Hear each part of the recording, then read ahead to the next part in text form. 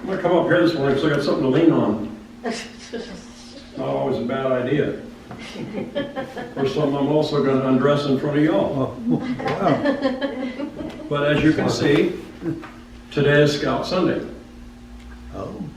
And as appropriate, I dressed in my Class A's, is what they call them.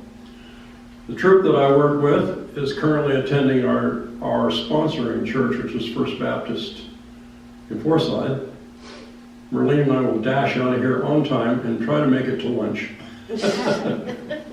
Nonetheless, the theme this morning is courageously speak.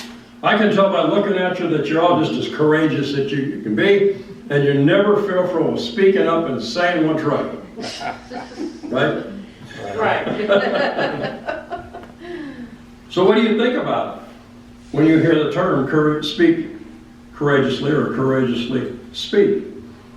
It comes, well, the theme is represented in the suggestions by the experience of Jesus returning to Nazareth, attending the synagogue, and being asked to read from the scriptures. Whereupon he read some prophetic words, and of course, long story short, is they threw him out of the temple and all of that sort of thing.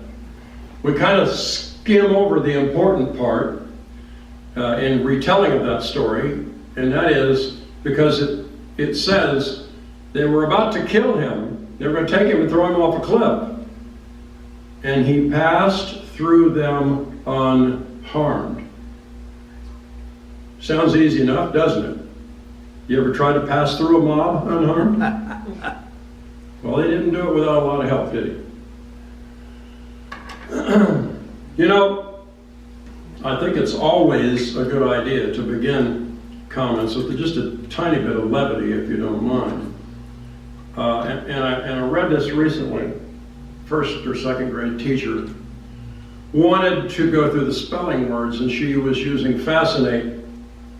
And she asked the students, she said, there's fascinating, there's fascinated, or there's fascinate, singular.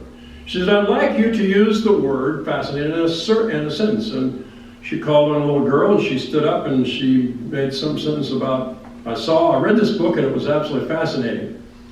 Teacher says, that's correct, it is. You did use it. The problem is I wanted you to use the word fascinate, singular. So then she called on another little girl, and she stood up and she said, I was fascinated by the fact that my mother let me go to a movie. Again, I want you to use the word fascinate. So being the bold, outspoken, courageous individual, Johnny raised his hand and he stood up and he said, my sister has a new sweater, it's got 10 buttons, but she can only fasten 8.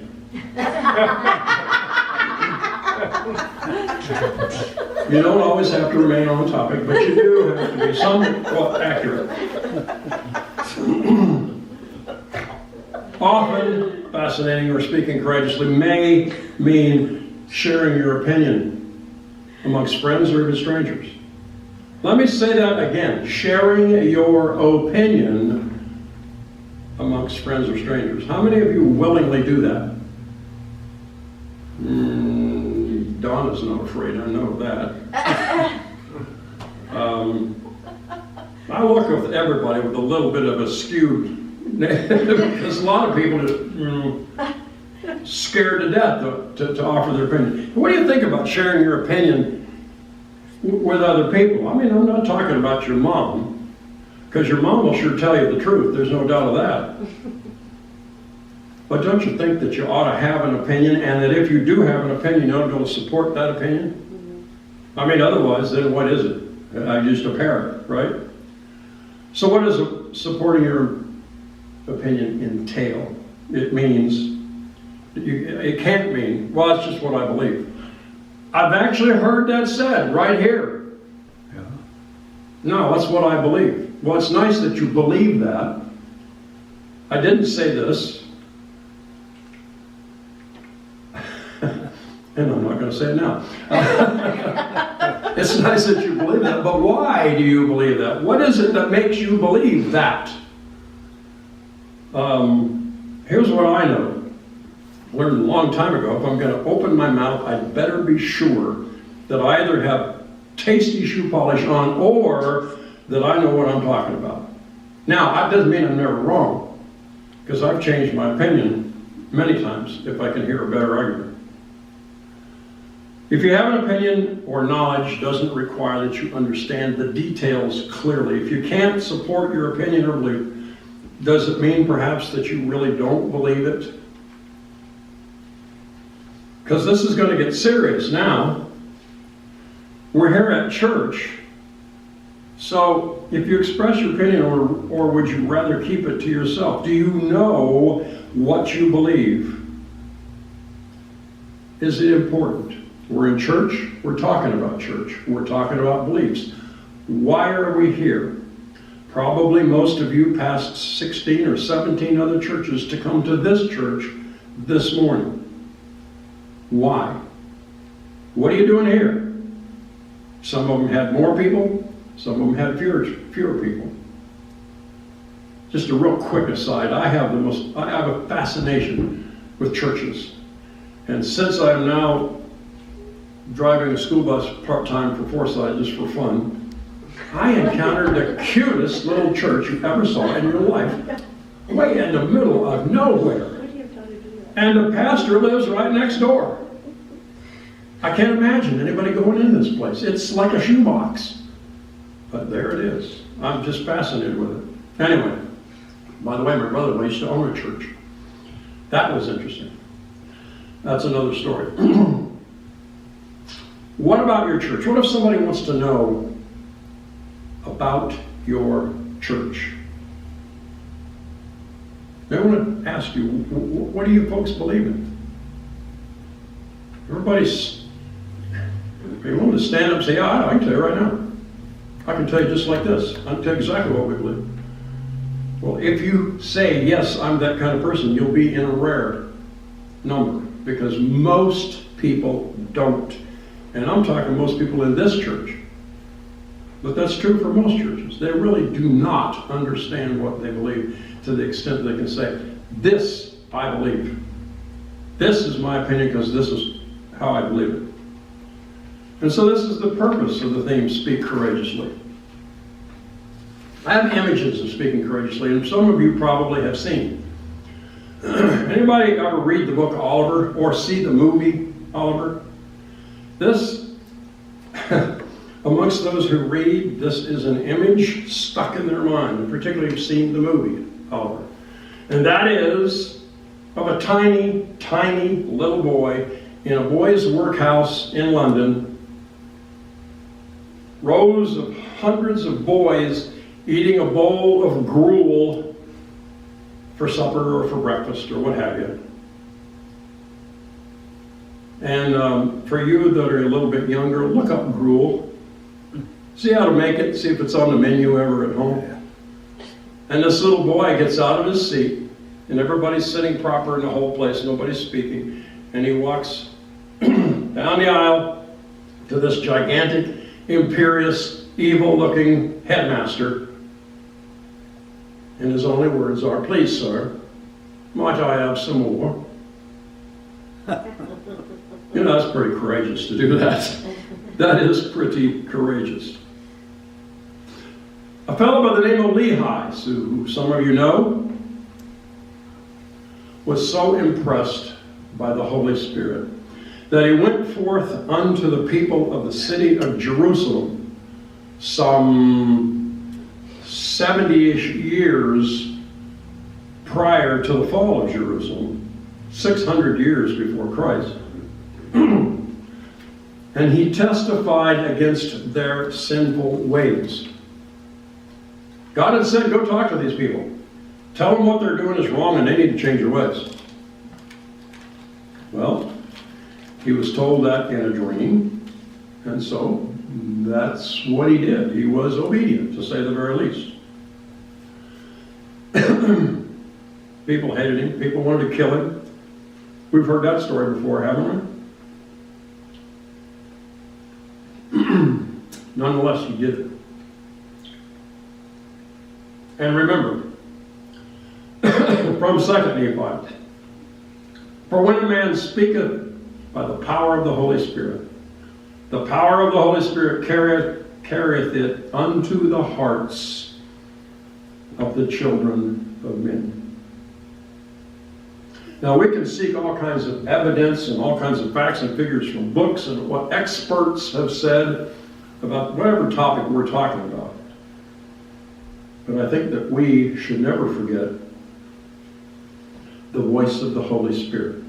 That still small voice that speaks to you, that comes to you as a gift with your baptism. Excuse me.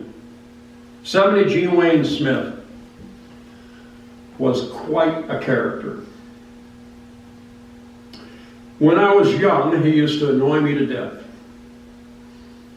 I thought, boy, that guy sure talks a lot, and man, he sure is opinionated. And he did both. He was guilty on both cases. However, as I got a little bit older, I sat under his teaching at the School for Missionary Evangelism. A school that he not only developed, but he wrote the entire syllabus for it. This is a volunteer class. It lasted for an entire year, every Sunday night for 3.5 hours. It was hard work. But you know what? There was a subject in there that Wayne Smith didn't know exactly all about why he believed it. It doesn't mean he couldn't change his mind, because I didn't even do that. But he never shied away from expressing or sharing his beliefs in Jesus Christ. He knew what he believed. He could very heartily support what he believed. He even changed his mind over time a couple of times regarding certain things that were important. Divorce was one. He developed and wrote, I told you, that whole program. Here's another one. I'm taking a pill, and I hate pills. And one of the side things of the pill is this doggone dry throat cough. Sorry about that. I'll try to get through it. 70 Ed Ripple, very good friend of ours, was called upon, he and another elder, was called upon to drive into Tijuana, Mexico, and preach to a tiny congregation there. Everybody who's been to Tijuana, raise your hands. One. That's simply because you were in the Navy, I know. Yeah. No, they don't have a Navy base there. Well, maybe they do, but... So Ed said, I mean, he's the kind of guy who's just Mr. Positive. He's all upbeat, ready to go, and if you want somebody to tell you their opinion, you ask him, because you're going to get it. He could talk all night long and all night as well. He said, yeah, sure, I'll go down there and preach. Thursday of that week, it dawned on him, I don't speak English.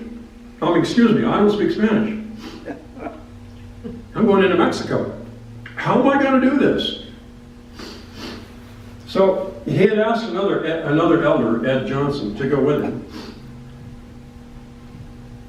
And Ed spoke just a tiny bit of Spanish, tiny bit. Long story short, okay, off they go. He said he prayed. He couldn't get out of it. Thank you much. He could not get out of it. Didn't try. But he went down there. So Ed driving their car up and down the streets looking for the address. I know this may come as a shock to you. In Mexico, they don't number every single house. Sometimes they don't even put street signs up, so finding a place is a bit of a challenge. They couldn't find a church. They passed by a little house twice. They passed by. The third time, there's a fellow standing in front of it. And they stopped and asked. They just said the name of the church in Spanish. He says, yes, this is it right here. My name is Jorge. I am here to translate for you. So they're all happy. Problem solved. Ed goes in. They have there must have been about 24 people in there. Ed preached the best sermon he ever preached in his whole life. Translated by Jorge. Following the service, very spiritual service, they were having like a potluck, a meal. And Ed went to thank Jorge for translating it. And he couldn't find him. He was gone. He looked all over the place. Went outside in the front, couldn't find him. There was no car. There was never another car on the street the whole time they were there. So he went back inside and he asked the people, well, where's Jorge? Do you know where he's at? They said, who? That fellow that was translating? That's what I'm talking about. Who is Jorge? You know, Jorge. He translated for you. They said, we've never seen him before in our lives. We have no idea who he is. He came in with you. We thought that he was with you. Ed is a man who is guided heavily by the Holy Spirit, and Ed is a man who is not afraid to speak courageously. Each of us who has entered into the waters of baptism have made a covenant with God, who is our Creator.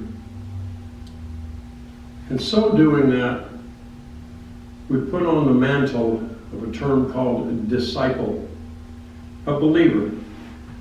And as such, we've been given the gift of the Holy Spirit by Him to be with us all the time. Never forget that gift. Never forget the presence of the Holy Spirit in your life, because He is with you all day, every day, in all that you do. That's not to make you feel guilty, like you have a guilt-ridden parent sitting on your shoulder. That's not it, somebody watching over you. It's a gift. So we come together this morning, as we do periodically, as we have been commanded, to remember the covenant that we have made with Him, the covenant with our God and our Creator through the sacrifice of His only begotten Son. We are individuals, but we are also a people. Remember, in the words of Peter, ye are a chosen generation, a royal priesthood, a holy nation, a peculiar people, that ye should show forth the praises of Him who called you out of darkness into His marvelous light. So it's my prayer that as we reach forth and we take part in the emblems this morning of these sacraments, we keep these things in mind, and that we never hesitate to speak forcefully, to speak confidently, and to speak out